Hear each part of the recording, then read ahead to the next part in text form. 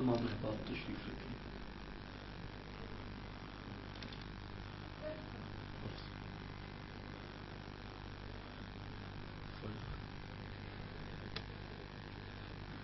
الحمد للہ رب العالمین والصلاة والسلام على سید الانبیاء والمرسلین وعلى آلہ وصحبہ اجمعین۔ اللہ لا الہ الا هو الحی القیوم لا تأخذه سنة ولا نوم له ما في السماوات وما في الأرض من ذا الذي يشفع عنده إلا بإذنه يعلم ما بين أيديهم وما خلفهم ولا يحيطون بشيء من علمه إلا بما شاء واسع كرسيه السماوات والأرض ولا يؤوده حفظهما وهو العلي العظيم إن الله وملائكته يصلون على النبي يا أيها الذين آمنوا صلوا عليه وسلموا تسليما اللهم صل على سيدنا ومولانا محمد وعلى آل محمد وبارك وسلم وصلوا عليه الصلاة والسلام عليك يا رسول الله وعلى آلك وأصحابك يا حبيب الله يا محبوب الله يا محمد رسول الله صلی اللہ علیہ وسلم۔ قابل صد احترام علماء کرام، مشائخ اعظام، مہمانان گرامی، بھائیوں، بزرگوں، ساتھیوں، حاضرین، ناظرین اور سامعین، السلام علیکم ورحمۃ اللہ وبرکاتہ۔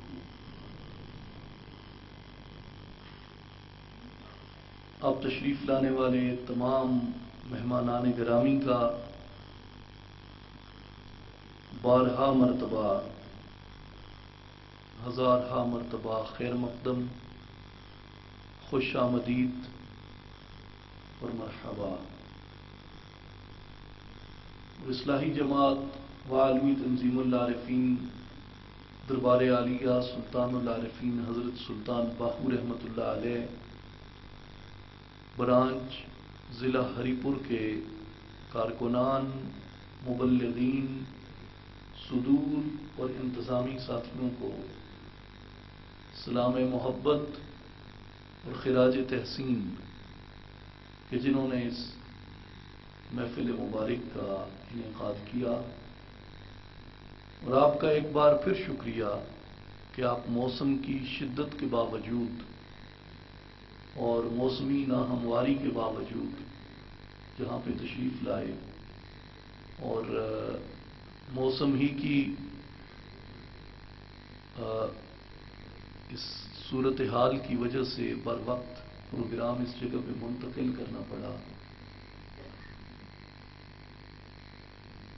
میں دعا گو ہوں کہ آپ سب کا آنا، ہم سب کا حاضر ہونا اور ساتھیوں کا اس تقریب کے اہتمام کی کاوش کرنا اللہ تعالیٰ اپنی بارگاہ میں قبول و منظور فرمائے۔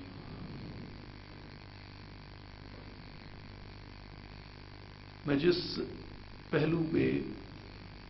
آج اپنی گزارشات آپ سے عرض کرنا چاہتا ہوں، میں ابتداً ہی آپ کو عرض کر دوں کہ وہ ایک خالص علمی موضوع ہے جس کا تعلق براہ راست ہماری دینی اور ملی زندگی سے ہے، اور جس کے ساتھ ہماری روحیں جڑی ہیں، اور اس کی جو تفہیم ہے، اس کا جو صحیح ادراک ہے، اس کا ہونا ہماری اس قوم کی، اس ملت کی زندگی اور حیات کا ضامن ہو سکتا ہے۔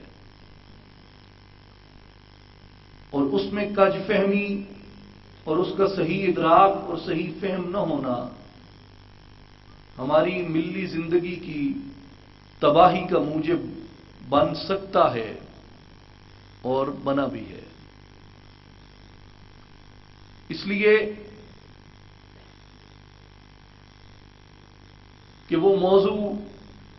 ہمارے ایمان کی حرارت اور ہمارے ایمان کی تپش سے جڑا ہے، اور وہ ہے خاتم النبیین سید المرسلین امام الانبیاء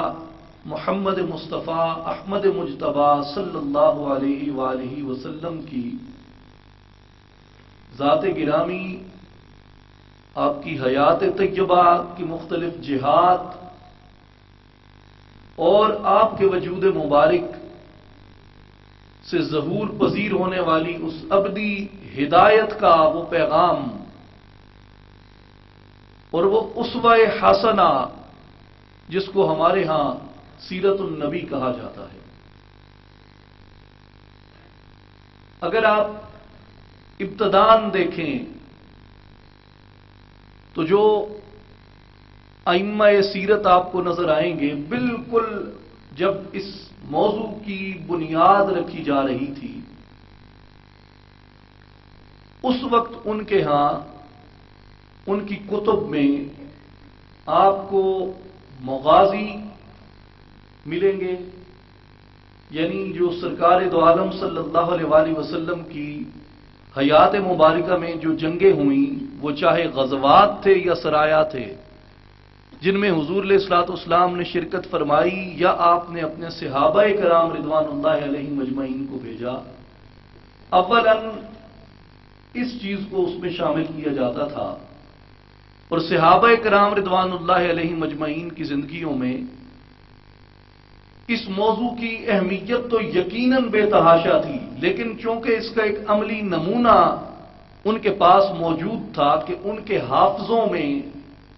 ان کی یاداشتوں میں، ان کے کردار کی صورت میں سرکار دو عالم صلی اللہ علیہ وآلہ وسلم کی ذات گرامی کی سنت اور سرکار دو عالم صلی اللہ علیہ وآلہ وسلم کی زندگی مبارک کا ایک ایک پہلو نقش تھا اور محفوظ تھا، اور وہ اس کے مطابق اپنی زندگی اور اپنی زندگی کے مختلف فیصلے اور اپنے قول و فعل کو مرتب کرتے تھے۔ لیکن جیسے جیسے وقت گزرتا گیا، جس طریقے سے باقی علوم اسلامیہ کی درجہ بندی ہوئی، ان کی تدوین ہوتی گئی، اسی طرح ساتھ ساتھ سیرت النبی صلی اللہ علیہ وآلہ وسلم کے موضوع کی بھی تدوین ہوتی گئی، یہ بہتر سے بہتر ایک مدون صورت میں سامنے آتا گیا، اور اس کی پھر درجہ بندی بھی ہوتی گئی ساتھ ساتھ۔ مثلا شروع میں اگر آپ دیکھیں تو حدیث رسول صلی اللہ علیہ وآلہ وسلم کے اندر سب کچھ تھا، فقہ بھی اسی میں تھی، تفسیر بھی اسی میں تھی، حدیث بھی اسی میں تھی، سیرت بھی اسی میں تھی، سارا کچھ اسی میں تھا، اور جسے علم کہا جاتا تھا، علم مراد یہی تھا کہ یہ آدمی سرکار دو عالم صلی اللہ علیہ وآلہ وسلم کی حیات گرامی اور حضور کی احادیث سے واقف ہے۔ لیکن فتوحات پہ فتوحات ہوتی گئیں، سلطنت اسلامیہ باوجود اس کے کہ اندرونی سطح پہ انتشار تھا، لیکن سلطنت اسلامیہ مسلسل پھیلتی چلی گئی، ایک جزیرہ نمائے عرب سے نکل کے افریقہ اور یورپ اور ایشیائے کوچک اور وسط ایشیا اور سنٹرل ایشیا اور فار ایسٹ اور بلاد ہند و سندھ، ان سب کے اندر اسلامی حکومتیں آئیں، اسلام آیا، اور نئے سے نئے مسائل نے جنم لیا، نئی سے نئی مسلمانوں کے سامنے مشکلات آتی گئیں۔ اللہ تعالیٰ نے ان مشکلات کے حل کے لیے اس دین اور اس ملت کے اندر ایسے ایسے نفوس قدسیہ پیدا کیے، ایسے ایسے عظیم ذہن اور عظیم دماغ پیدا کیے، جنہوں نے علم کی ان مختلف برانچوں کی خدمت کی۔ یعنی شروع میں علم ایک ہی اپنی جہت میں تھا، لیکن جیسے جیسے ضرورت پڑی اسی طرح پھر لوگ اس میں اسپیشلائزڈ کرتے گئے، یعنی فقہاء کا طبقہ الگ ہو گیا، محدثین کا طبقہ الگ ہو گیا، مفسرین کا طبقہ الگ ہو گیا، اور ائمہ کلام کا طبقہ الگ ہو گیا، اور اسی طرح اس کے ساتھ جو سیرت رسول صلی اللہ علیہ وآلہ وسلم کا موضوع تھا وہ الگ ایک اسپیشلائزیشن کا موضوع بن گیا۔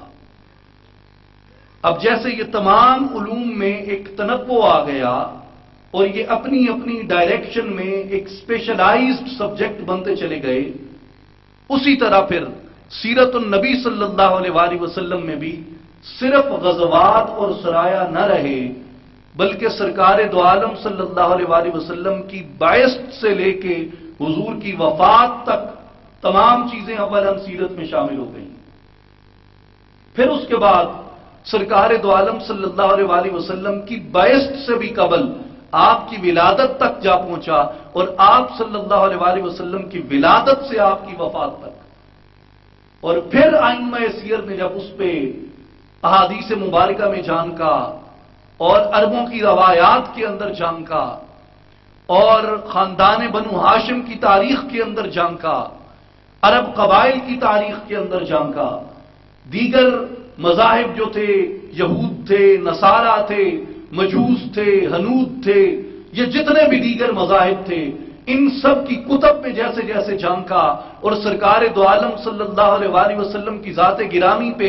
دیگر مذاہب کے لوگوں نے ایمان لانا شروع کیا، اس بنیاد پہ کہ ہماری کتب میں بھی ایسی ہستی اور ایسے نبی آخر الزمان کی بشارات تھیں، تو پھر سرکار دو عالم صلی اللہ علیہ وآلہ وسلم کی ولادت تک یہ موضوع محدود نہ رہا، بلکہ سرکار دو عالم صلی اللہ علیہ وآلہ وسلم کی ولادت سے قبل بھی جو دیگر بھی جتنے ادیان سرکار سے پہلے ہو گزرے، ان تمام کا مطالعہ بھی سیرت النبی کا حصہ بنتا چلا گیا۔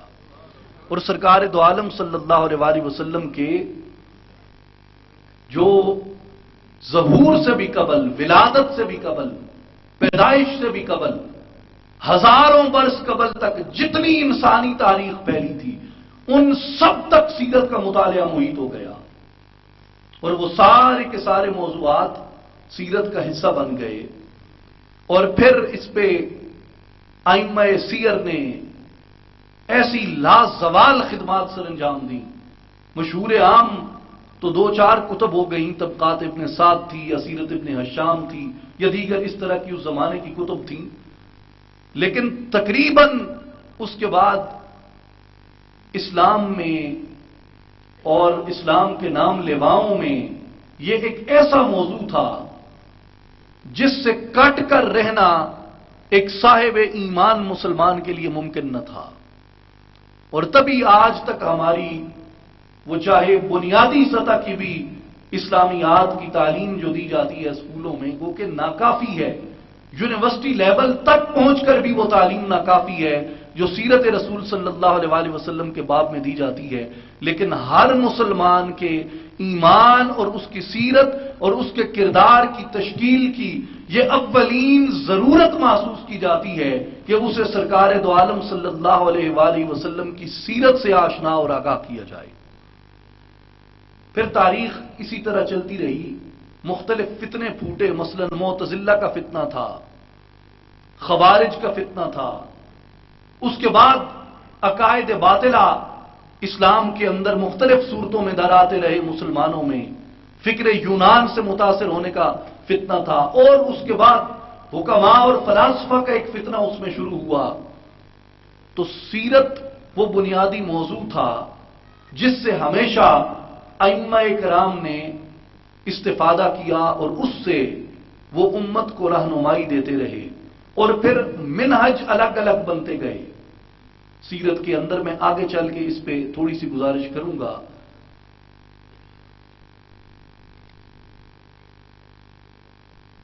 اور اگر میں اس ساری تاریخ میں اختصار کروں تو آپ کو اس مقام پہ لانا چاہتا ہوں کہ دنیا اسلام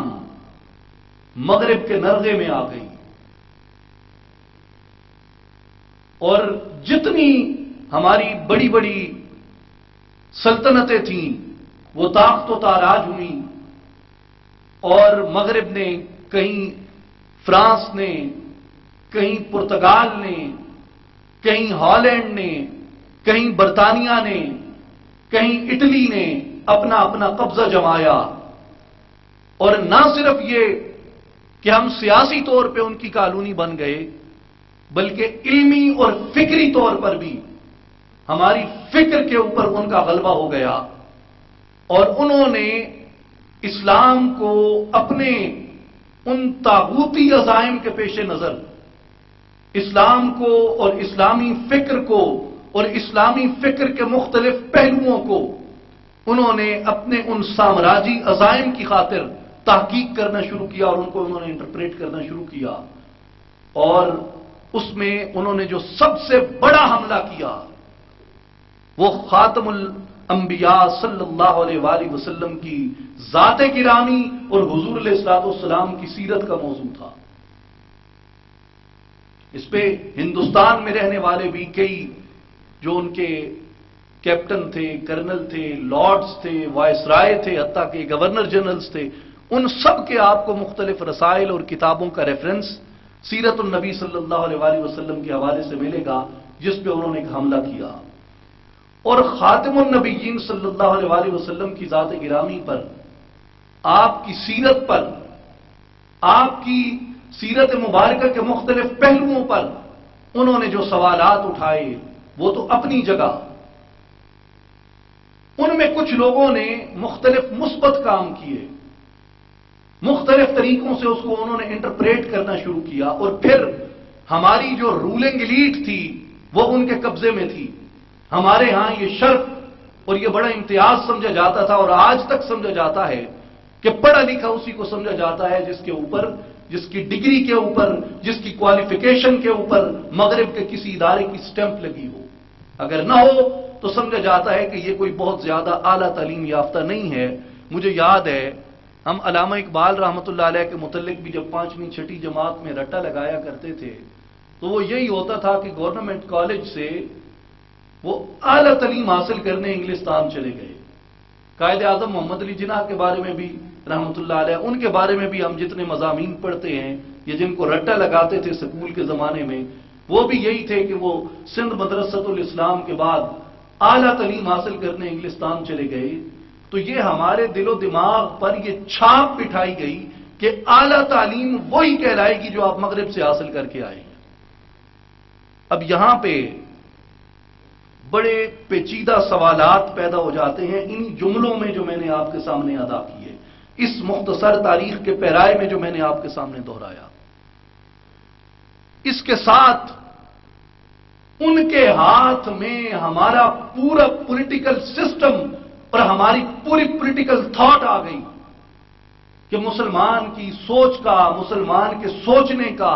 زاویہ کیا ہے اور محور و مرکز کیا ہے، اور انہوں نے یہ معلوم کر لیا اور یہ محسوس کر لیا کہ مسلمان کے سوچنے کا، اس کے بولنے کا، اس کے کام کرنے کا جو محور ہے اور جو مرکز ہے وہ اس کے نبی صلی اللہ علیہ وآلہ وسلم کی ذات گرامی ہے۔ یہ ہر چیز پہ سودا کر سکتا ہے، یہ ضمیر پہ سودا کر سکتا ہے، یہ اپنے لوگوں پہ سودا کر سکتا ہے، یہ قبیلے پہ سودا کر سکتا ہے، یہ اپنی سلطنت پہ سودا کر سکتا ہے، یہ اپنی کھیتیوں پہ، اپنے پانیوں پہ، اپنے ہتھیاروں پہ، اپنی افواج پہ سمجھوتا کر سکتا ہے، لیکن اگر کسی بات پہ مسلمان کا ضمیر نہیں خریدا جا سکتا تو وہ اس کے محبوب کی حرمت اور اس کی عزت و ناموس کا مسئلہ ہے۔ یہ ان کے ہاتھ میں یہ ایک رگ آ گئی، اور انہوں نے کہا کہ اب یہ بھی ہماری سامراجیت سے محفوظ نہیں رہے گی۔ اور میں یہ بھی آپ کو عرض کروں کہ پھر انہوں نے یہ محسوس کیا کہ کیسے مسلمانوں کی جو آئندہ نسلیں ہیں ان کے افکار کو کیپچر کیا جا سکتا ہے۔ تو جس وقت ہمارے ہاں پرنٹنگ پریس کی اور طباعت کی مخالفت کی جا رہی تھی، اور جو کلمی نسخے لکھ کے کتابوں کی ترویج یا کتابوں کی حفاظت کا جو ایک پرانا طریقہ تھا اسی پہ علماء اسلام نے اصرار کیا، تو ہمارے ہاں یہ جمود کی کیفیت تھی، ان کے ہاں اس نئی ٹیکنالوجی کے ذریعے جو ان کے افکار اور ان کی کتب تھیں وہ دھڑا دھڑ انہوں نے پوری دنیا میں ایکسپورٹ کی، ہمارے ہاں بھی پہنچی، اور ہمارا وہ سو کالڈ جو پڑھا لکھا طبقہ کہلاتا تھا اس کے پاس جو مواد موجود تھا سیرت النبی صلی اللہ علیہ وآلہ وسلم کا، وہ تھا جو اورینٹلسٹوں نے، مستشرقین نے جس کو تشکیل دیا تھا۔ آج بھی ہمارے ہاں جو ایک نام نہاد پڑھا لکھا طبقہ کہلاتا ہے، اس کے ہاں اگر کوئی سیرت کا ریفرنس آپ کو ملے گا، ان کی لائبریریوں میں آپ کو سیرت کی کوئی کتب ملیں گی اگر، تو وہ انگریز مصنفین کی لکھی ہوئی ہیں، وہ چاہے انگریز کسی بھی خطے سے، یورپ یا مغرب کے کسی بھی علاقے سے تعلق رکھتا ہو، ان کو بنیادی ریفرنس کے طور پہ کوٹ کیا جاتا ہے۔ اور اس میں انہوں نے یہ بنیادی ایک بات چھیڑ دی کہ اسلام ایک طرز حیات ضرور ہے، اور اس کا جو پھیلاؤ ہے، اس کی فکر کی جو لپیٹ ہے، وہ زیادہ تر انسانوں کو ان کی معاشرت، ان کے سماج اور ان کی سیاست پہ محیط کرتی ہے۔ اس مادی نقطۂ نظر کو سامنے رکھ کے انہوں نے سرکار دو عالم صلی اللہ علیہ وآلہ وسلم کے جو فضائل تھے، جو کمالات باطنی تھے، سرکار کی وہ فضیلتیں اور وہ شرف جو اللہ تبارک و تعالی نے بطریق باطن، بطریق روحانی آپ کے وجود کو جو اعجاز عطا کیے، جو معجزات عطا فرمائے سرکار دو عالم صلی اللہ علیہ وآلہ وسلم کو، انہوں نے ان کا ایک طرح کا آپ یوں کہیں کہ انکار شروع کیا، جس سے مسلمانوں کے اندر بھی یہ روایت پختہ ہوئی کہ نبی کو ماننا ہے تو نبی کے ماننے کے لیے نبی کی ظاہری، سماجی، سیاسی، معاشرتی زندگی کافی ہے، اس کو ماننے کے لیے آپ کو معجزات اور اس کے کمال باطنی کو ماننے کی ضرورت نہیں ہے۔ یہ وہ فکر ہے جو آپ کو مختلف مستشرقین کی صورت میں پھیلتی ہوئی آگے نظر آتی ہے، اور اسی بنیاد پر مسلمانوں کے اندر کئی فرقے کھڑے کیے گئے۔ اس کا پورا ایکڈیمک ریفرنس موجود ہے، ظاہر ہے یہاں اس سب پہ بحث کرنے کا وقت بھی نہیں اور شاید موقع بھی نہیں، مگر میں عرض یہ کرنا چاہتا ہوں کہ دین کو محدود کر کے رکھ دیا گیا، اور یہ بھی دین کی محدودیت ہی کے مترادف تھا کہ خاتم النبیین صلی اللہ علیہ وآلہ وسلم کی ذات گرامی کے ساتھ میرا تعلق جو میری بدن سے بعد میں، میرے عقل سے بعد میں، میری روح سے اولاً شروع ہوتا ہے،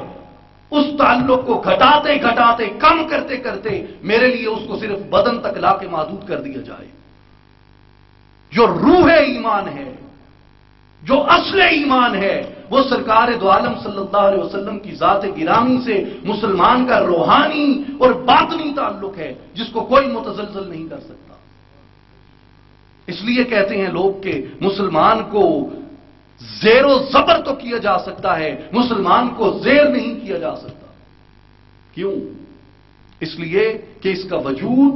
اندر سے تپش آموز ہوتا ہے، اور اندر سے جو تپش اس کو ملتی ہے وہ محبت مصطفیٰ صلی اللہ علیہ وآلہ وسلم کی برکت سے اس کو وہ تپش ملتی ہے۔ اور جہاں تک اسلام کے سیاسی اور سماجی شعور کی بات ہے، آپ اس سے قطعاً یہ مراد نہ لیں کہ میں اس کی نفی کر رہا ہوں یا اس کی نفی کی کوئی گنجائش ہے، قطعاً نہیں۔ جو سیرت کا معاشرتی مطالعہ ہے اس کی بڑی اہمیت ہے، اور آپ کی معاشرت اسلامی معاشرت کہلاتی ہی وہ اسلامی معاشرت ہے جو سیرت النبی صلی اللہ علیہ وسلم سے اخذ کردہ ہو۔ آپ کی جو اسلامی سیاست ہے، جو سیاست کے جو اسلامی اصول ہیں، ریاست کیا ہے، ریاست کے اداروں کی تشکیل کیسے ہوگی، عوام کی رائے کہاں تک قبول کی جائے گی، اشرافیہ کی رائے کہاں تک قبول کی جائے گی، امراء کے کیا کیا مناصب ہوں گے، عادل کے منصف کے کیا کیا فرائض ہوں گے، سالار کے کیا کیا فرائض ہوں گے، جنگ کے کیا کیا قواعد ہوں گے، سلطنت کی سرحدوں کا کیسے کیسے معاملہ طے کیا جائے گا، مسلمانوں کے کیا حقوق ہوں گے، غیر مسلموں کے کیا حقوق ہوں گے، کس مجرم کو کس حد تک کتنی سزا دی جا سکتی ہے، کس مسئلے پہ کتنی شدت اختیار کی جا سکتی ہے، کس مسئلے پہ کتنی نرمی برتی جا سکتی ہے، یہ سارا کچھ اسلام کے سیاسی اصولوں میں اگر طے ہے تو وہ آپ کو سیرت النبی کی روشنی میں ملے گا۔ اسی طرح اسلامی معیشت کے جتنے اصول ہیں وہ سارے کے سارے سیرت النبی صلی اللہ علیہ وآلہ وسلم سے اخذ ہوتے ہیں، وہ چاہے فقہ شافعی میں ہوں، فقہ حنبلی میں ہوں، فقہ حنفی میں ہوں، فقہ مالکی کے اندر ہوں، وہ جتنے بھی اصول ہیں وہ سارے کے سارے اصول آپ کو احادیث مصطفیٰ سے اور سیرت النبی صلی اللہ علیہ وآلہ وسلم سے ملیں گے۔ اسلام کی معاشیات کا، اسلام کی معاشرت کا، اسلام کی نظام سیاست کا کسی صورت انکار ممکن ہی نہیں ہے۔ جو انکار کرتا ہے اس کو اسلام کی روح کی خبر اور پتہ ہی نہیں ہے کہ اسلام ہے کیا چیز۔ میں آپ کو ایک چیز عرض کرنا چاہتا ہوں کہ اسلام اپنی بنیاد میں جب اس کے پاس کچھ بھی نہ ہو، یہ اس وقت بھی اپنے اندر یہ خواہش اور یہ تڑپ رکھتا ہے اور یہ جذبہ رکھتا ہے اور یہ نظریہ اور یہ وزڈم اور یہ بصیرت رکھتا ہے کہ لِيُظْهِرَهُ عَلَى الدِّينِ كُلِّهِ، اس دین کے اور اس دین کے نبی صلی اللہ علیہ وآلہ وسلم کے باعث مبارک کے اولین مقاصد میں سے ہے۔ نعرہ تکبیر، نعرہ رسالت، نعرہ خلافت، نعرہ حیدری، نعرہ غوثیہ، نعرہ سلطانیہ، حضور جانشین سلطان الفقر حضرت تقی سلطان محمد علی صاحب، نعرہ سلطانیہ، نعرہ سلطانیہ۔ تمام احباب تشریف رکھیں۔ ہماری خوش قسمتی ہے کہ مرشد ما، قائد ما، سرپرست اعلیٰ اصلاحی جماعت و عالمی تنظیم العارفین حضرت سلطان محمد علی صاحب مستد صدارت پہ جلوہ فرما ہیں۔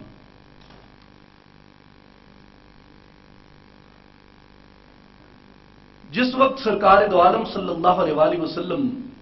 آپ مکہ میں تھے اور ابھی آپ نے اپنی دعوت کا آغاز کیا تھا اور صرف چند ایک لوگ تھے جو اسلام کے نام لیوا تھے، ان میں کچھ عورتیں تھیں، کچھ غلام تھے، کچھ نوجوان تھے اور چند ایک با اختیار لوگ تھے، وگرنہ اکثریت ایسے لوگوں کی تھی جن کی اس عرب کلچر کے اندر ان سرداروں اور ان قبائلی نظام کے اندر رہنے والے لوگوں کے اندر اس طرح وہ ڈومیننٹ شاید نہیں کرتے تھے، کم تعداد میں تھے، اور مکہ سے باہر بھی پوری طرح اسلام کا تعارف نہیں پھیلا تھا۔ تو اسلام کی یہ فکر جب پھیلنا شروع ہوئی تو سرداران مکہ کو اپنی سرداری اپنے ہاتھوں سے جاتی ہوئی نظر آئی۔ ان کو اپنی سرداری اپنے ہاتھ سے جاتی ہوئی نظر آئی۔ وہ یہ بھانپ گئے کہ یہ صرف عقیدے کی یا کلمے کی یا توحید یا رسالت کی بات نہیں ہے، یہیں تک محدود نہیں ہے، اس کا پھیلاؤ اس سے کہیں زیادہ اور زائد ہے۔ پھر وہ سرکار دو عالم صلی اللہ علیہ وآلہ وسلم کے چچا کے پاس آئے، حضرت ابو طالب کے پاس، اور انہوں نے ان سے آ کے کہا کہ آپ اپنے بھتیجے کو سمجھائیں کہ یہ اپنی اس روش کو ترک کر دیں۔ یہ جو میں روایت عرض کر رہا ہوں اس کو امام ابن حشام نے اپنی سیرت میں بیان کیا ہے۔ وہ کہتے ہیں کہ جب آپ کے چچا نے جا کے آپ صلی اللہ علیہ وآلہ وسلم سے یہ بات کی کہ قریش کہتے ہیں کہ کچھ لیں اور کچھ دیں اور آپ اس دعوت کو ترک کر دیں، جو آپ ہم سے چاہتے ہیں آپ ہم سے لے لیں، لیکن یہ دعوت جو آپ پھیلا رہے ہیں اس دعوت کو آپ اپنی جگہ پہ بند کر دیں، روک دیں۔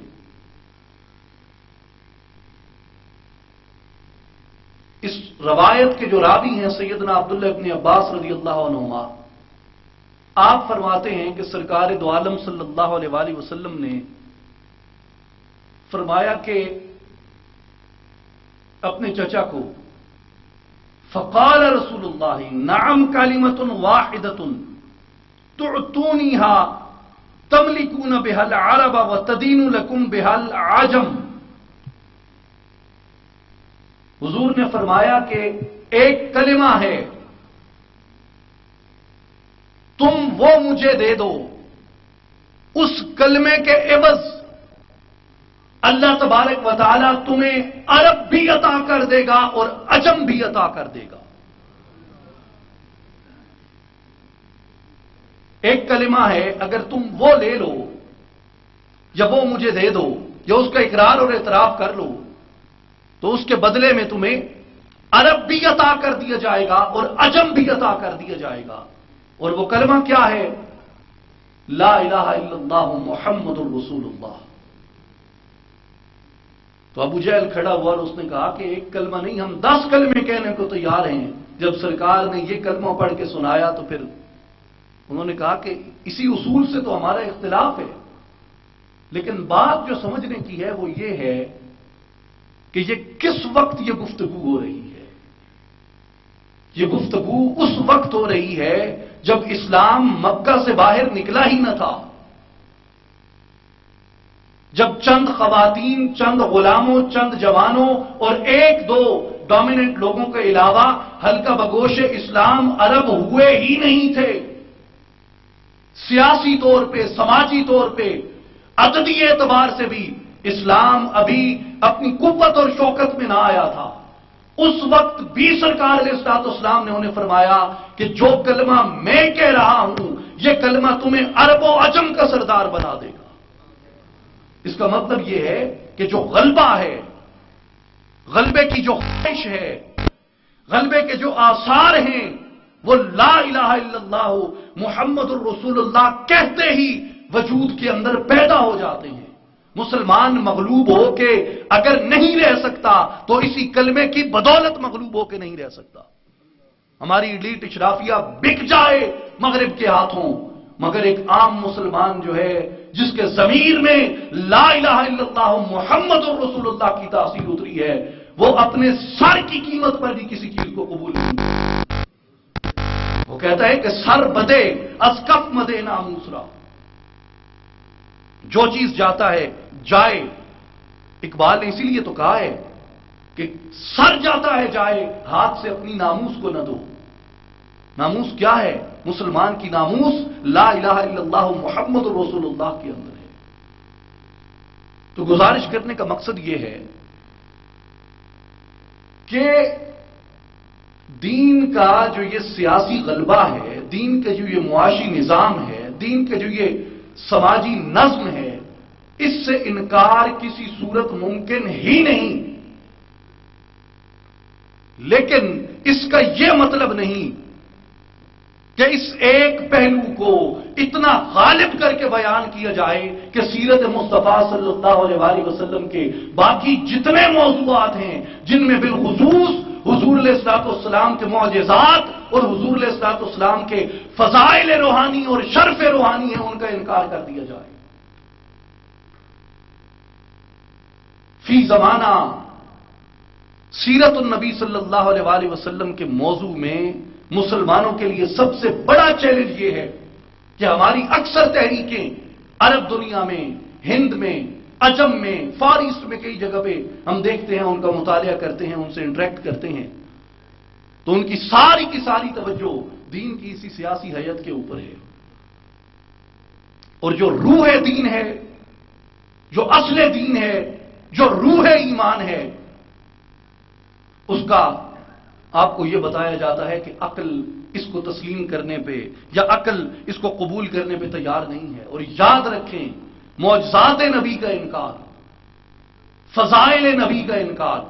اور سرکار دو عالم صلی اللہ علیہ وآلہ وسلم کے اس شرف اور اس کمال کا انکار جو اللہ تعالی نے آپ کو عطا فرمایا تھا، تاریخی طور پہ اسلام نے 2 فرقوں نے کیا، یا معتزلہ نے کیا یا خوارج نے کیا۔ اس کے بعد جتنے بھی ایسے لوگ آئے ہیں، یا وہ معتزلی سوچ سے متاثر تھے یا اس خارجی سوچ سے متاثر تھے، وگرنہ جن کے سینے دولت ایمان سے منور تھے، انہیں سرکار دو عالم صلی اللہ علیہ وسلم کے وجود کے اس اعجاز، اس کمال اور اس شرف باطنی پہ ایک لمحہ اور لحظہ کے لیے بھی وسوسہ کبھی پیدا نہیں ہوا۔ اس لیے سیرت النبی صلی اللہ علیہ وسلم میں بعض ایسے پیچیدہ مسائل ہیں جن کو بیان کیا جاتا ہے تو انسان دیکھتا ہے کہ کیا میرے ایمان کے لیے یہ ایک محفوظ منہج ہے؟ میں کئی یہاں سیرت کی معروف کتب نقل کر سکتا ہوں، بیان کر سکتا ہوں۔ مثلا ایک بڑی مشہور کتاب ہے اردو کی سیرت میں، عموماً ایکڈیمک ریفرنسز اس کے دیے جاتے ہیں، اس میں جہاں مکہ مدینہ کی سرداری کا مسئلہ بیان ہوا کہ صلی اللہ علیہ وسلم کو مدینہ کا سردار کیوں بنایا گیا، تو چونکہ تشریح کا اور اشارے کا ساری توجہ اس پہ تھی کہ کسی طریقے سے اس کی سیاسی جہت کو جا کر تو انہوں نے کہا کہ اوس و خزرج میں جھگڑے تھے اور صلح کا کوئی امکان نہ تھا، اور مدینہ کی جو شہری ریاست تھی اس کو یکجا کرنے کا کوئی طریق نظر نہ آتا تھا، تو اس کے لیے اہل مدینہ کو ایک ایسے اجنبی سردار کی ضرورت تھی جو دونوں کے لیے قابل قبول ہو۔ اور یہ لفظ ہیں کہ سرکار دو عالم صلی اللہ علیہ وسلم کے سردار مدینہ بن جانے کی ایک وجہ سرکار کی اجنبیت تھی۔ معاذ اللہ، استغفر اللہ۔ اے اہل مدینہ کے دل سے پوچھو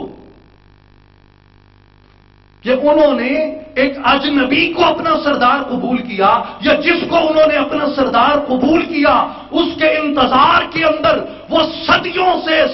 سے اپنے آباء و اجداد کے خطوط لے کے بیٹھے تھے اور اپنی اولاد کو نصیحتیں کرتے جا رہے تھے کہ بچوں، لوگوں، آئندہ نسلوں، انتظار میں رہنا کہ سونے اٹھائیاں ہم نے۔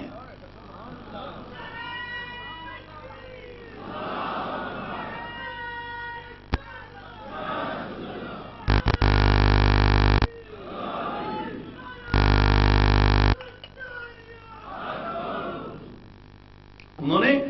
خطوط لکھ کے دیے، نصیحتیں کی بچوں کو،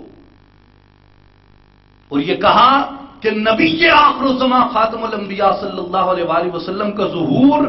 اسی شہر میں ہوگا، اسی سرزمین اور اسی بستی پہ ہوگا، لہذا آفتیں آئیں، مصیبتیں آئیں، بیماریاں آئیں، تکلیفیں آئیں، جنگ و جدال ہو، اس بستی کو چھوڑ کے نہ جانا۔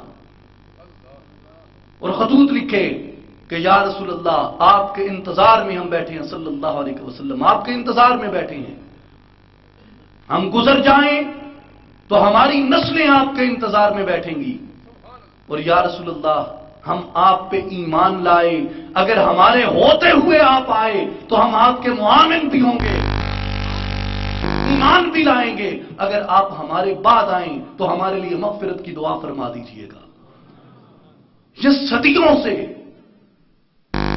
صدیوں سے وہ قبائل وہاں انتظار میں بیٹھے تھے،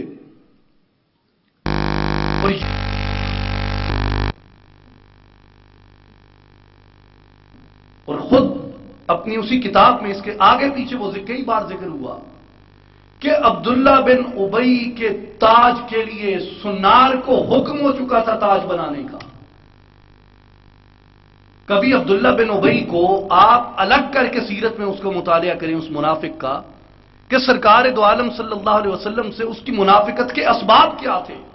اس کی منافقت کے اسباب ہی یہ تھے کہ وہ سردار بننے والا تھا، اور کئی قبائل اس کی سرداری کو قبول کر چکے تھے کہ درمیان میں اسلام کا پیغام آن پہنچا، اور اہل مدینہ کو تصدیق ہو گئی کہ جس کے انتظار میں بیٹھے تھے وہ جلوہ فرما ہونے والے۔ اس لیے میرے بھائیوں اور ساتھیوں، یہ اسلام کی اور سیرت النبی صلی اللہ علیہ وسلم کی جو سیاسی تشریح ہے، اس کا یہ مطلب نہیں ہے کہ خاتم الانبیاء صلی اللہ علیہ وسلم کو اس طرح پیش کیا جائے امت کے سامنے کہ امت کا ان سے تعلق ایک سیاسی قائد اور ایک سیاسی کارکن کا ہو۔ امت کو یہ بتایا جائے کہ وہ ہمارے سیاسی راہبر تھے، ہم ان کے سیاسی نظریے پہ چلنے والے ہیں، ہم انہی کے سیاسی نظریہ کے امین ہیں، لیکن میرا فقط یہی تعلق نہیں ہے اپنے نبی کے ساتھ، میرا اپنے نبی سے تعلق میری شفاعت کا بھی ہے، میرا اپنے نبی سے تعلق میری آخرت کا بھی ہے، میرا اپنے نبی سے تعلق میرے ایمان کا بھی ہے اور میری روحانیت کا بھی ہے۔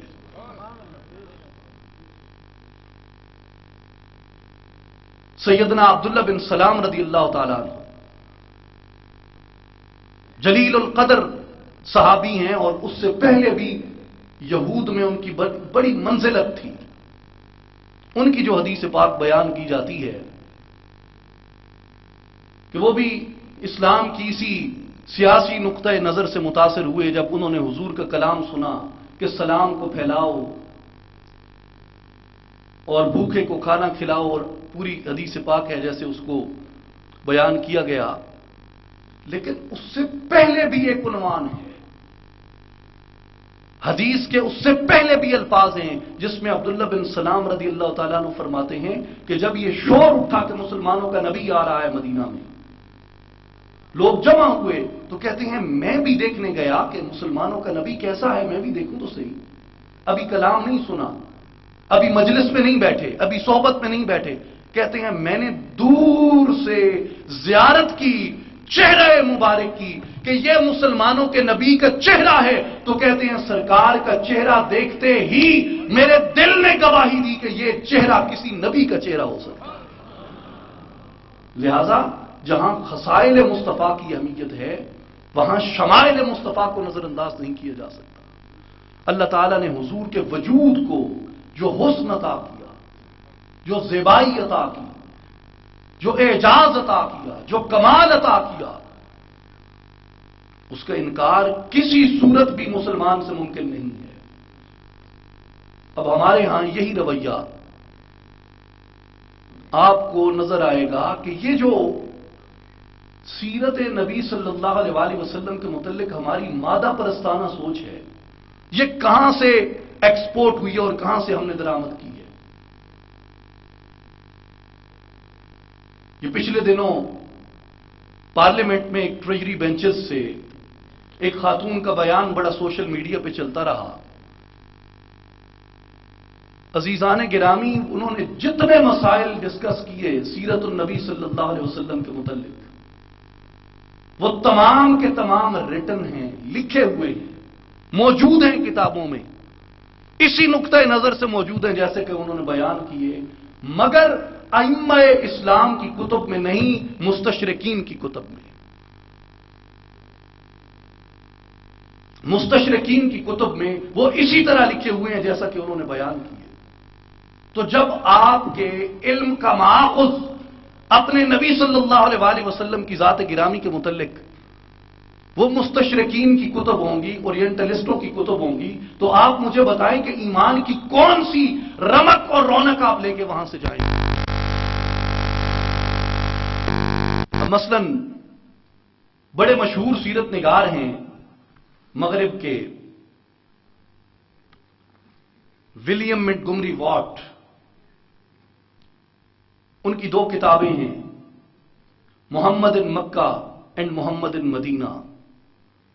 जितने भी अमूमन आपको जदीद सीरत निगार नजर आएंगे, आपको उनके यहां विलियम मोंटगोमरी वाट का रेफरेंस जरूर मिलेगा। लेकिन इस किताब ने क्या किया, पूरी एक डिबेट छेड़ी। मैं कानों को हाथ लगाता हूं, वो जुमले, वो हुरूफ जो जो उन्होंने इस बुनियाद पे घड़े और तराशे हैं, और मैंने कई जदीद, नाम नेहाद जदीद और जिद्दत ज़दा मुसलमानों को इसका शिकार देखा है। रूह कांप जाती है कि आज ईमान का यह दर्जा आन पहुंचा है।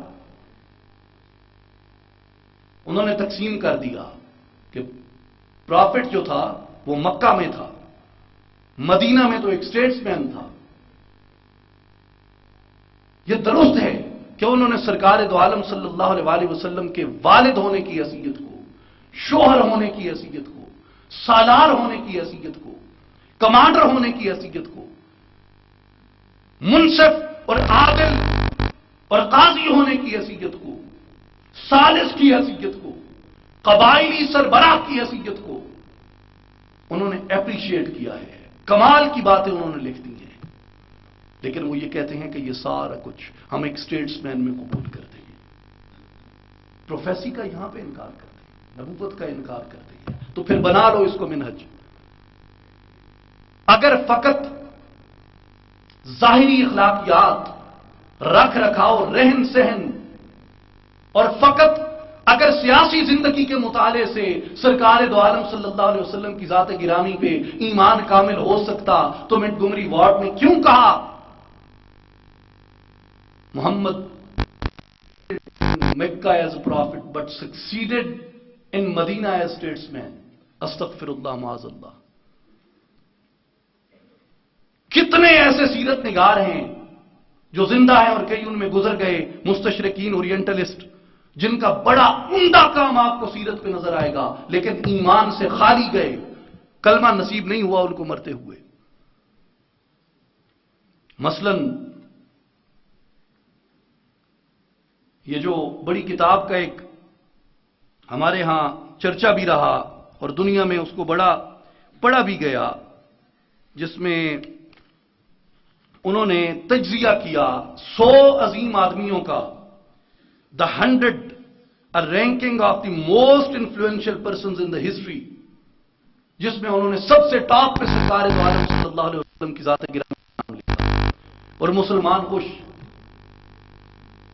کہ حضور کا نام انہوں نے سب سے اوپر لکھا ہے. میں نے کہا خدا کے بندو، مقدمہ بھی پڑھا ہے تم نے اس کتاب کا؟ پروفیسر مائیکل ہارٹ نے مقدمے میں کیا حالت کی ہے آپ کی، وہ آپ کو نظر نہیں آتی. اور یہاں ہمارے یہ جو اردو تاجران کتب ہیں، انہوں نے ترجمہ اس کا چھاپ مارا 100 عظیم آدمی، اور ٹائٹل پہ اس کے انہوں نے دکھایا کہ حضور کا نام سب سے اوپر ہے. ہر مسلمان اس کو اس عقیدت، اس پیار میں لے کے پڑھ رہا ہے کہ میرے نبی کو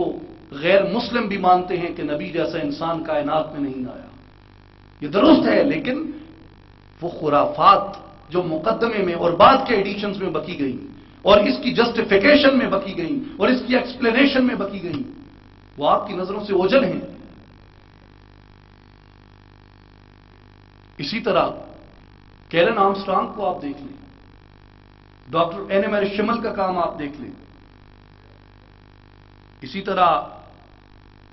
ایک پوری طویل فہرست ہے، وقت کے دامن میں گنجائش کم ہے جو میں آپ کے ساتھ شیئر کرنا چاہتا تھا ان سیرت نگاروں کی کہ جنہوں نے کام کیا سیرت پہ، حضور پہ کتب لکھی، مگر جاتے ہوئے کلمے سے محروم رہے. اور آج بھی جو زندہ ہیں ان میں کئی ایسے ہیں جن کا ریمارکیبل کام ہے سیرت پہ، مگر کلمے سے محروم ہیں. اس کا نتیجہ کیا نکلا؟ آپ اس پوری بحث سے نتیجہ کیا اخذ کرتے ہیں؟ اس سے نتیجہ یہ اخذ ہوتا ہے کہ سرکار دو عالم صلی اللہ علیہ وسلم کی ذات گرامی سے آپ کا تعلق اگر فقط سیاست کا، معاشرت کا، مادیت پرستی کا، ظاہر پرستی کا ہے تو سینے میں کبھی بھی ذات محمد پہ ایمان اترتا ہے جب حضور علیہ الصلوۃ والسلام کی ذات اقدس سے آپ کی روح اور آپ کے قلب کا تعلق پیدا ہوتا ہے. جب سرکار دو عالم صلی اللہ علیہ وسلم کے ان معجزات اور ان کمالات پہ بندے کا یقین مکمل ہوتا ہے جو اللہ تبارک و تعالی نے آپ کو اپنی عطائے خاص. کتب حدیث میں آپ دیکھ لیں، محدثین کا یہ طریقہ تھا، کہ آپ جتنی بھی کتب حدیث دیکھ لیں ان سب میں، وہ چاہے مسانید ہوں، وہ چاہے سنن پہ لکھی ہوئی ہوں، وہ جامع ہوں، وہ مستدرک ہوں، وہ جو بھی قسم ہو حدیث کی کتاب کی، ان میں انہوں نے الگ الگ کتب، الگ الگ ابواب مرتب کیے فضائل نبی صلی اللہ علیہ وسلم پہ اور مناقب نبی صلی اللہ علیہ وسلم پہ. امام بخاری نے نقل کیا، پورا ابواب ہیں الگ بخاری شریف کے اندر. امام مسلم نے نقل کیے، امام ترمذی نے نقل کیے. اور امام ترمذی کے تو میں آپ کو کہوں گا کہ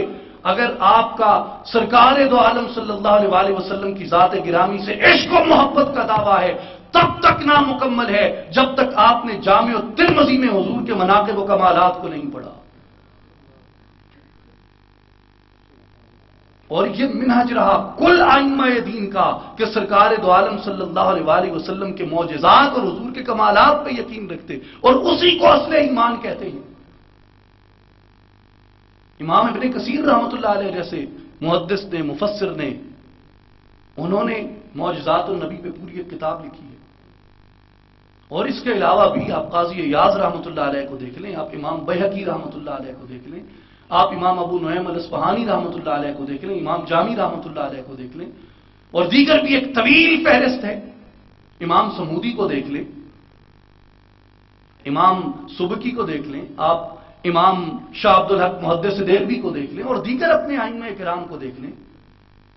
سب کے ہاں سرکار دو عالم صلی اللہ علیہ وآلہ وسلم کی ذات گرامی سے جو محبت کی اساس اور محبت کی بنیاد ہے وہ حضور علیہ الصلوۃ والسلام کا شرف باطن ہے. جب تک وہ نور اور تنویر بندے کے وجود میں جاگزین نہیں ہوتی تب تک ایمان انہی وسوسوں کے درمیان لڑکھڑاتا رہتا ہے، اپنی تکمیل کی جانب نہیں جا سکتا.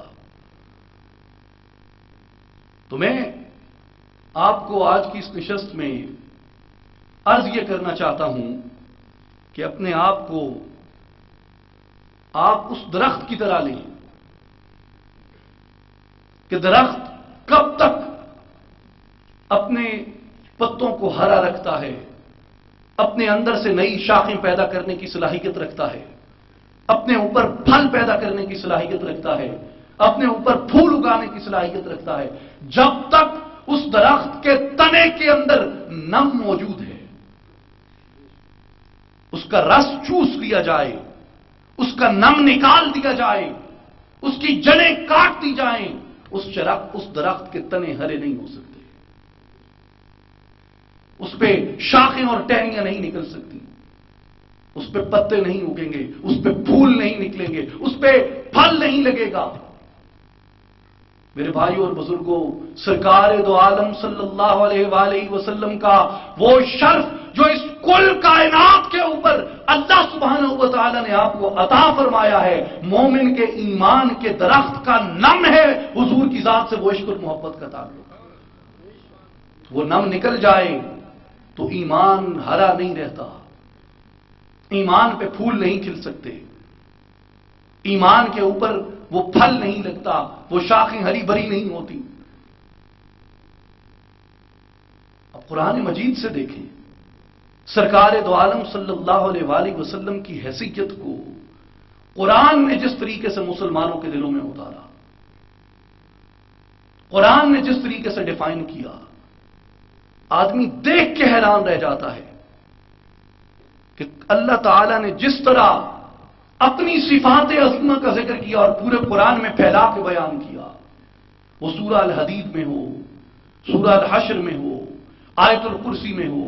وہ سورہ اخلاص میں ہو، وہ سورہ رحمان میں ہو، وہ سورہ ملک میں ہو، جہاں جہاں بھی اللہ تبارک و تعالی نے مسلمانوں کو اپنی صفات سے، اپنی ذات کی معرفت سے روشناس کرانے کے لیے اپنی مختلف صفات کا اظہار کیا. آپ قرآن کا اسلوب بیان تو دیکھیں، اسی طرح پروردگار نے قرآن کے اندر اپنے حبیب مکرم صلی اللہ علیہ وآلہ وسلم کی صفات اور حضور کی عظمت کے موضوع کو پورے قرآن میں پھیلا کے بیان کر دیا. وہ چاہے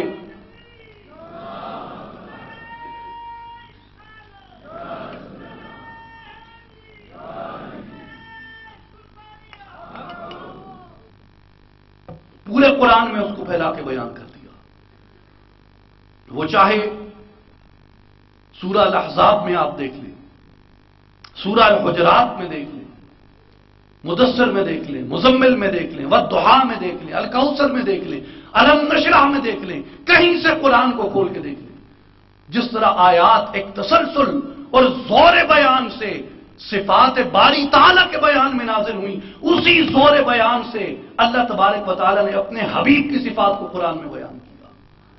هو اللہ الذی لا الہ الا هو الملک القدوس السلام المؤمن المہیمن العزیز الجبار المتکبر سبحان اللہ عما یشرکون. اب سورہ الاحزاب میں دیکھیں، یا ایھا النبی انا ارسلناک شاہدا ومبشرا ونذیرا وداعیا الی اللہ باذنہ وسراجا منیرا. اب زور بیان دیکھ لیں، دونوں طرف قرآن کا اسلوب دیکھ لیں، اور یاد رکھیں اللہ تعالیٰ نے مسلمانوں کو یہ حکم کیا کہ میرے حبیب کو اس طرح نہ پکارا کرو جس طرح ایک دوسرے کو پکارتے ہو. اور یہ سنت الہی ہے. اللہ تعالیٰ نے قرآن میں انبیاء کو ان کے اسماء کے ساتھ ندا لگائی ہے، یا موسیٰ، یا عیسیٰ،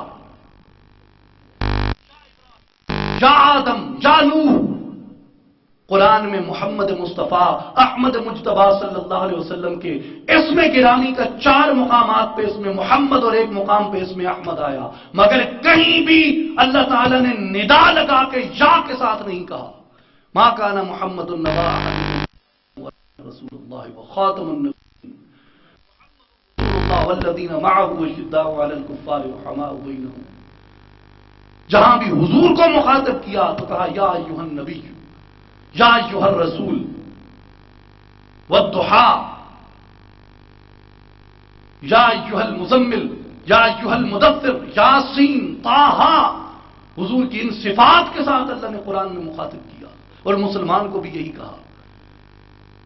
کہ میرے حبیب کو اس طرح نہ بلانا جس طرح ایک دوسرے کو بلاتے ہو۔ اگر بلایا ان تحبط اعمالکم وانتم لا تشعرون، تمہارے اعمال برباد کر دیے جائیں گے اور تمہیں خبر بھی نہیں ہوگی۔ امام ترمذی رحمۃ اللہ علیہ نے روایت کیا کہ سرکار دو عالم صلی اللہ علیہ وآلہ وسلم کی ذات گرامی کے متعلق کثیر روایات انہوں نے ایسی نقل کی کہ جہاں سے حضور علیہ الصلوۃ والسلام گزرتے، حجر و شجر، پتھر بھی، درخت بھی حضور کو دیکھ کے حضور کی ذات گرامی پہ کلمہ پڑھتے، اور صحابہ نے سنا، صحابہ نے گواہیاں دی اس بات کی، حتیٰ کہ غیر مسلموں نے گواہیاں دی۔ وہ روایت امام ترمذی کی کتاب المناقب میں ہے، ابواب المناقب میں، جہاں وہ کہتے ہیں کہ سرکار دو عالم صلی اللہ علیہ وآلہ وسلم اپنے چچا حضرت ابو طالب کے ساتھ اور قریش کے دیگر لوگوں کے ساتھ شام میں گئے قافلہ لے کے تجارت کا، ابھی بیعت نہیں ہوئی، ایک گھاٹی سے اترے، آگے آئے تو ایک راہب تھا جو اس سے پہلے ان کو نہیں ملتا تھا، وہ آیا اور اس نے آ کے قریش کو کہا کہ لوگو، یہ جو شخص تمہارے ساتھ ہے کیا اس کو تم پہچانتے ہو، اس کو تم جانتے ہو؟ اور پھر خود ہی وہ راہب کہنے لگا کہ یہ نبی یہ آخر الزمان ہیں، یہ تمہارے درمیان اللہ کا آخری رسول آ رہا ہے، اور کل عالمین کے لیے جس کو اللہ نے رحمت بنا کے بھیجا وہ آ رہا ہے۔ انہوں نے راہب کو کہا کہ تم نے کیسے پہچانا ہے؟ اس نے کہا کہ جب تم اس گھاٹی سے اتر رہے تھے، جتنے درخت تھے اور جتنے پتھر تھے اس آدمی کی تعظیم میں سجدہ کر رہے تھے۔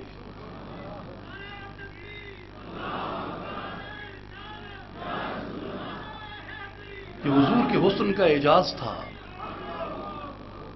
حضور علیہ الصلوۃ والسلام کے وجود مقدس کا، حضور کے حسن کا یہ اعجاز تھا۔ کنکریوں نے ہاتھوں میں، کفار کے ہاتھوں میں کلمہ پڑھا۔ حضور کے لعاب مبارک کے فضائل اگر بیان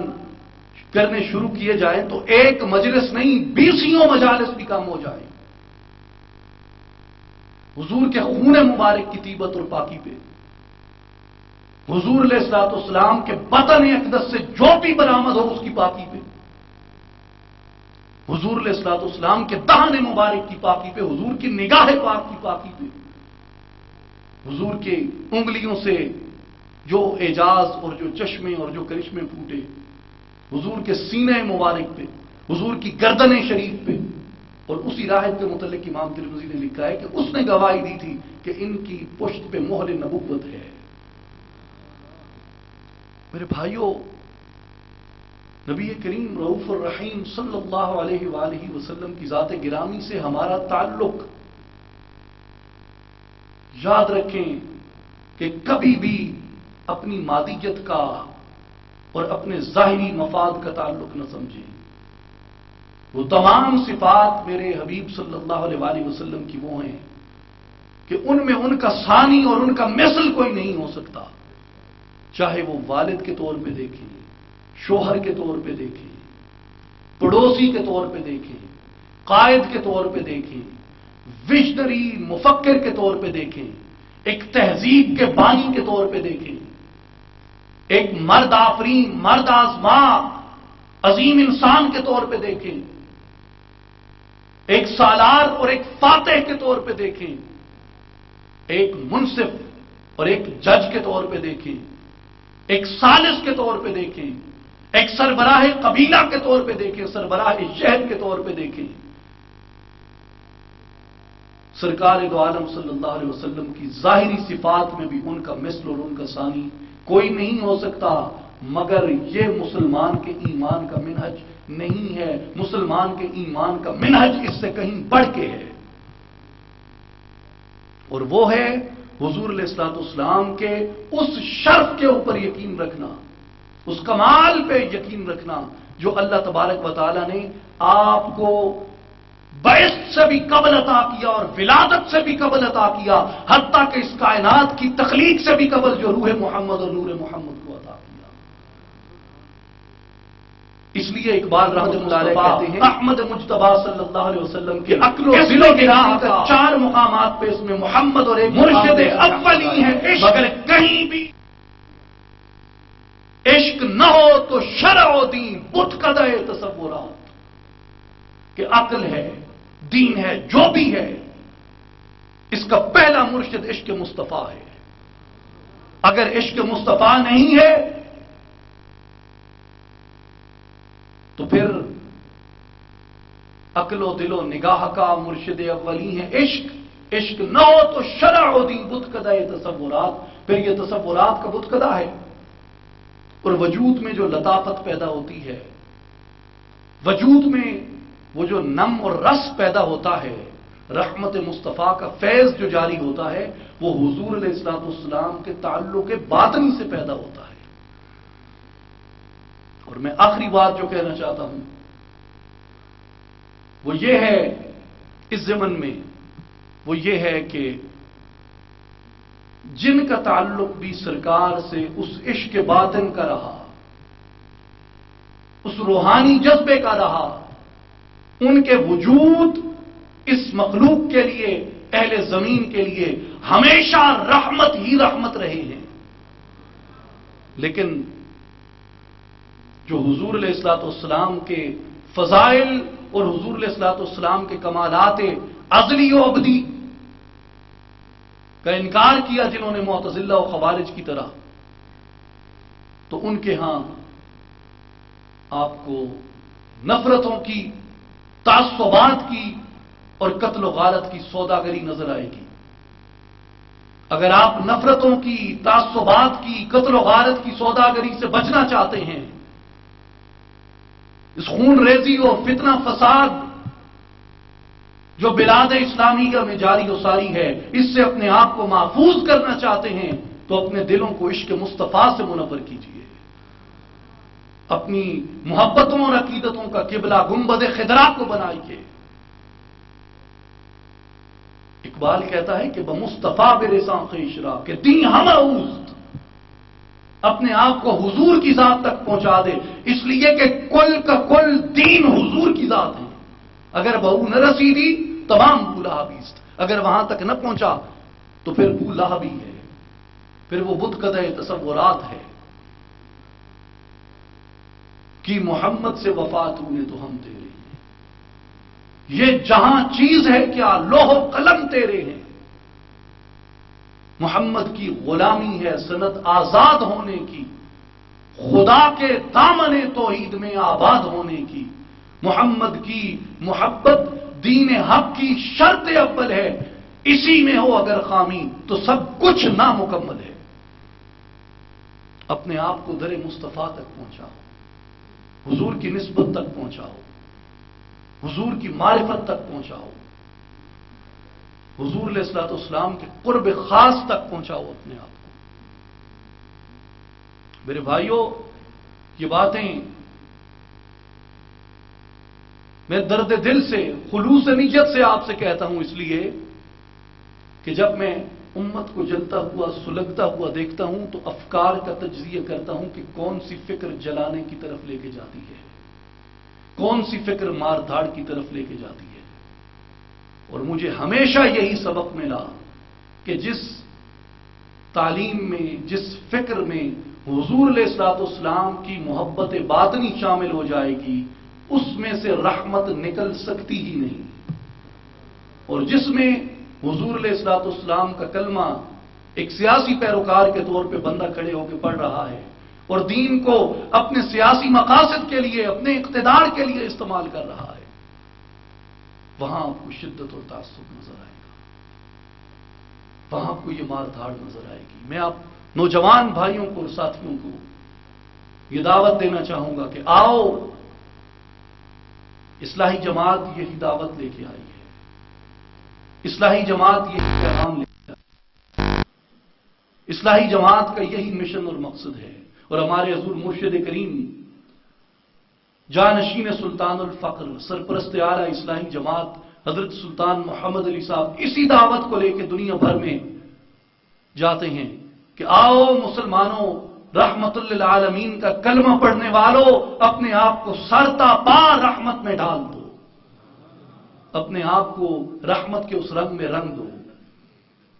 تو میں آپ تمام نوجوان ساتھیوں کو بالخصوص اور تمام بھائیوں اور بزرگوں کو یہ دعوت دوں گا کہ آپ آئیں، اس تحریک کے شانہ بشانہ اس میں شامل ہو کے اس حاصل کریں کہ کیسے بندے کا وجود آمت الناس کے لیے رحمت بنتا ہے، اور کیسے بندہ اللہ تعالیٰ کی کل مخلوق کے لیے اپنے وجود سے جود و سخا، رحم و کرم اور عفو و درگزر کے علاوہ ہر معاملے کو بھول جاتا ہے۔ بندے کے وجود میں پھر شدت اور نفرت نہیں رہتی، بندے کے وجود میں پھر تعصب اور دشمنی نہیں رہتی، بندے کے اندر یہ جذبہ پیدا ہو جاتا ہے کہ اگر امام زین العابدین رضی اللہ تعالیٰ عنہ کے خیمے کا پردہ اٹھا کے ابن زیاد جیسا سفاک شخص بھی پانی طلب کرے تو وہ 3 کٹورے بھر کے دیتے ہیں کہ یہ لے پی۔ اور ابن زیاد نے پوچھا کہ آپ نے مجھے نہیں پہچانا؟ تو امام زین العابدین رضی اللہ تعالیٰ عنہ رونے لگے۔ اور یاد رکھیں امام زین العابدین محسن علم حدیث ہیں، ابن شہاب زہری کے استاد ہیں، امام مالک ابن شہاب کے شاگرد ہیں، جنہوں نے سب سے پہلے اس سند کے اور رجال کے علم کو قائم کیا۔ ان کے اساتذہ میں ہیں امام زین العابدین رضی اللہ تعالیٰ عنہ، محسنان دین میں سے ہیں۔ انہوں نے فرمایا کہ ابن زیاد، تجھے کون نہیں پہچانتا، اور میں تجھے کیسے بھول سکتا ہوں کہ میں واحد گواہ ہوں اس پورے واقعہ کربلا کا اور تیرے ظلم و ستم کا۔ تو اس نے کہا کہ پھر آپ نے مجھے پانی کیوں پلایا اتنی محبت سے اور اتنی شفقت سے؟ آپ نے فرمایا کہ ابن زیاد، ہم تیرے پاس جب آئے تھے، جو تو نے کیا وہ تیری اخلاقیات تھی، جو تو نے مجھ سے دیکھا یہ ہمارے گھرانے کی اخلاقیات ہے۔ ایسے بدترین سفاک قاتلوں کو بھی معاف کرنے کا جذبہ اگر پیدا ہوتا ہے تو مصطفیٰ کریم کی ذات اقدس سے تعلق روحانی کی بنیاد پہ پیدا ہوتا ہے۔ یہ جماعت اس رحمت کی دعوت دیتی ہے، اس رحمت کی تبلیغ۔ محمد اور ایک مقام پہ اس میں احمد آیا، مگر کہیں بھی اللہ تعالیٰ نے ندا لگا کے اور ہمیں عشق مصطفیٰ کے رنگ میں رنگ دے۔ لوح بھی تو، قلم بھی تو، تیرا وجود الکتاب، گنبد آبگینہ رنگ تیرے محیط میں حباب، شوکت سنجر و سلیم تیرے جلال محمد اور ایک مقام پہ اس میں احمد آیا، مگر کہیں بھی تیرا جمال بے نقاب۔ یا رسول اللہ صلی اللہ علیہ وسلم، شوق تیرا اگر نہ ہو، میری نماز کا امام، میرے قیام بھی حجاب، میرے سجود بھی حجاب۔ بدانائے سبل ختم الرسل، مولا کل جس نے غبار راہ کو بخشا فروغ وادی سینہ، نگاہ عشق و مستی میں وہی اول وہی آخر، وہی قرآن وہی فرقان وہی یاسین وہی طٰہٰ، بے بسم اللہ اسم اللہ دا اے بھی گہنا بھارا ہوں، نال شفاعت سرور عالم چھٹ سی عالم سارا ہوں، حدوں بے حد درود نبی تے جس دا ایڈ پسارا ہوں، میں قربان تنہا تو باہو جنہ ملیا نبی سہارا ہوں۔ وآخر دعوانا ان الحمد للہ رب العالمین۔